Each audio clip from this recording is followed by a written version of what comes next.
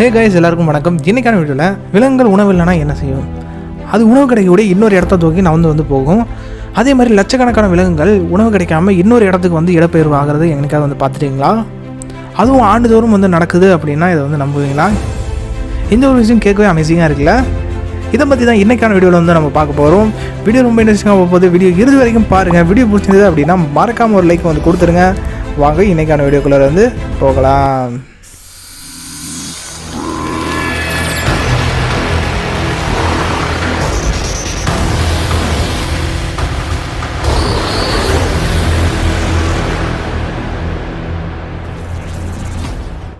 ஆப்பிரிக்காவில் இருக்கக்கூடிய செரங்கொடி அப்படிங்கிற சரணாலயத்தில் தான் இப்படி ஒரு நிகழ்வு வந்து நடக்குதான்.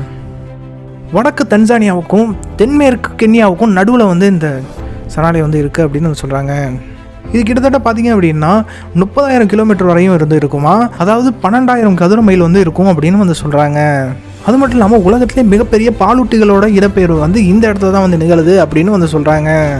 இது ஆப்பிரிக்காவோட 7 அதிசயங்களில் ஒன்றா வந்து கருதப்படுதான். இந்த செரங்கடி பகுதி வந்து பார்த்தீங்க அப்படின்னா பெரும்பாலான சிங்கங்கள் இருக்கிறதுனால தான் புகழ்பெற்றது அப்படின்னு வந்து சொல்கிறாங்க. இது மட்டும் இல்லாமல் செரங்கடி தேசிய பூங்கா இது வந்து பல பொழுதுபோக்கு அம்சங்களையும் கொண்டதாக வந்து இருக்குது அப்படின்னு வந்து சொல்கிறாங்க. அது மட்டும் இல்லாமல் இதில் தோராயமாக 70 பாலூட்டி இனங்களும் 500 பறவை இனங்களும் இருக்கிறதா வந்து சொல்கிறாங்க. கேட்கவே அமேசிங்காக இருக்குல்ல. இதுக்கு காரணம் வந்து பார்த்தீங்க அப்படின்னா பன்முகத்தன்மை வாய்ந்த நிலப்பகுதி, ஆற்றுப்படுகை, இது மாதிரி சதுப்பு நிலம், இது மாதிரி எல்லா வசதிகளும் கொண்ட நிலப்பரப்பாக தான் இந்த ஒரு நிலப்பரப்பு இருக்குது அப்படின்னு வந்து சொல்கிறாங்க. காட்டெருமைகள், சிறு மான்கள், வரிக்குதிரைகள் இது எல்லாமே இங்கே இருக்கக்கூடிய பெரிய மாலுட்டிகளில் சில ஆகும் அப்படின்னு வந்து சொல்கிறாங்க.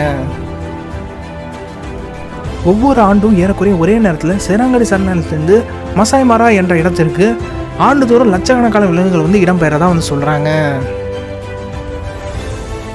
இது காரணம் என்னென்னு வந்து பார்த்திங்க அப்படின்னா ஒவ்வொரு ஆண்டும் குறிப்பிட்ட நேரங்களில் வந்து பார்த்திங்க அப்படின்னா இந்த செரங்கடி பகுதியில் வந்து உணவு தட்டுப்பாடு அப்படிங்கிற விஷயம் வந்து ஏற்படுமா. இதுக்காக வேண்டியதான் இந்த உணவை தேடி இந்த விலங்குகள் எல்லாமே வந்து மசாய் மாரா என்ற இடத்துக்கு வந்து செல்லுதான். இந்த ஒரு நிகழ்வு பார்த்திங்க அப்படின்னா ஆண்டுதோறும் ஜனவரி முதல் மார்ச் வரைக்கும் நடக்கும் அப்படின்னு வந்து சொல்கிறாங்க.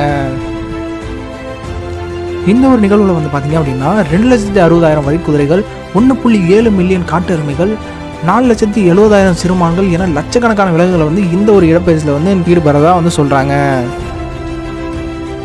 இதுக்கப்புறம் மீண்டும் சொந்த இடங்களுக்கே திரும்புறதா வந்து சொல்கிறாங்க. கேட்கவே அமேசிங்காக இருக்குல்ல. இந்த மாதிரி இடப்பெயர்ச்சி செஞ்சு செல்லக்கூடிய விலங்குகளை வேட்டையாடுறதுக்காக நீர்நிலைகளில் வந்து முதலைகளும், கழுதை, புலிகள், சிறுத்தை, சிங்கம் இந்த மாதிரி விலங்குகள் வந்து காத்துக்கிட்டு இருக்கிறதாகவும் வந்து சொல்கிறாங்க.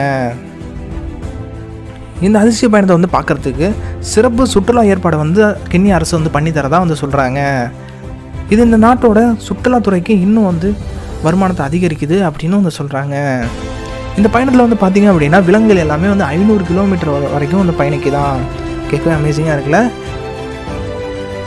ஓகே கைஸ், அவ்வளோதான் இந்த வீடியோ. இந்த வீடியோ உங்களுக்கு பிடிச்சிருக்கும் அப்படின்னு நம்புகிறேன். பிடிச்சிருந்தா மறக்காமல் ஒரு லைக் கொடுத்துருங்க. உங்கள் ஃப்ரெண்ட்ஸ் எல்லாருக்கும் வந்து ஷேர் பண்ணி விடுங்க. மறக்காமல் நம்ம சேனலுக்கு வந்து சப்ஸ்கிரைப் பண்ணிக்கோங்க.